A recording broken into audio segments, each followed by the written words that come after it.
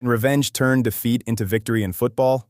A team loses 5-0 on their own pitch in front of their own fans. It's humiliating. 12 months later, that same team plays the same rival again, and this time they destroy them. Commentators call it redemption. Fans call it justice. But what's really happening inside those players' minds that turns one of the worst nights of their careers into the fuel for their best performance? Is revenge in football just a nice story that commentators like to tell, or is there something real going on in an athlete's brain that actually makes them play better when they want payback? Do you actually know what a grudge does to a player's body before the match even starts? Most people think revenge is just extra motivation, nothing more. But here's the thing, scientists who study sports psychology have found that revenge doesn't just motivate players. It actually changes how their brain and body get ready for the game, in ways a normal match never does. Let's start with what a grudge does before the ball is even kicked. When a team has unfinished business with a rival, the brain doesn't remember that old defeat like a normal memory. It stores it like something dangerous, the same way it stores real threats. This means just seeing the other team's badge or colors before the match can bring back real stress in a player's body days before kickoff. And here's what most fans don't know.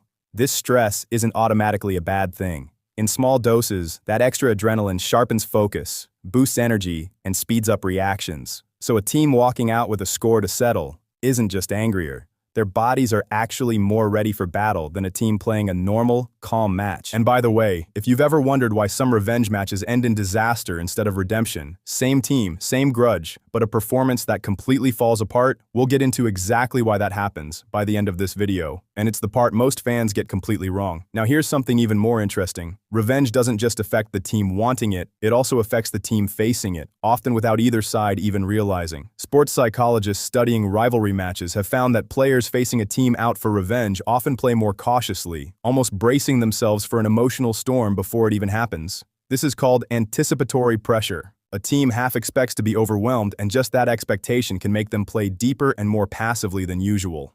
In football, hesitation can be just as costly as a real mistake. So a revenge match can turn into a strange, self-fulfilling prophecy. One team is fired up and ready to attack with everything. The other has already, without meaning to, started preparing to survive instead of compete. That imbalance, more than pure talent on the day, is often what decides these matches. And hey, if this is changing how you watch a rivalry match, smash that like button and subscribe. It's the best way to help us reach more football fans who actually want to understand what's really happening behind the scenes of the game.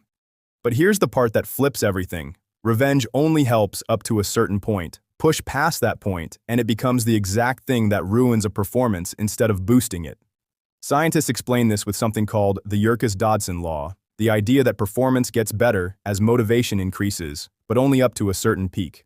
After that peak, more emotion doesn't sharpen a player anymore, it breaks them down. A player who's too emotional starts rushing into tackles, forcing passes that aren't on, and making decisions driven by anger instead of calm thinking. The same fire that can make a player their best self can just as easily make them reckless and careless.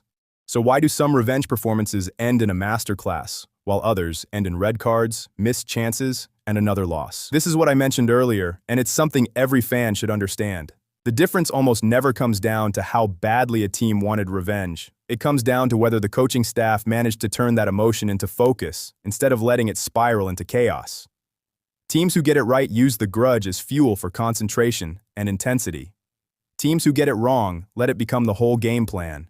And against a well-organized opponent, raw anger alone rarely wins football matches. The key is understanding that revenge was never really a guarantee of victory. It's like fuel. It can either power a player to the best game of their career or burn them out completely, depending on whether that fire is controlled or left to run wild. So the next time you hear commentators talk about a team out for revenge, don't just expect fireworks. Watch how they handle that emotion. Watch whether it sharpens them or overwhelms them. Because that desire for payback, it was never as simple as just wanting it more, and it shouldn't be judged that way either.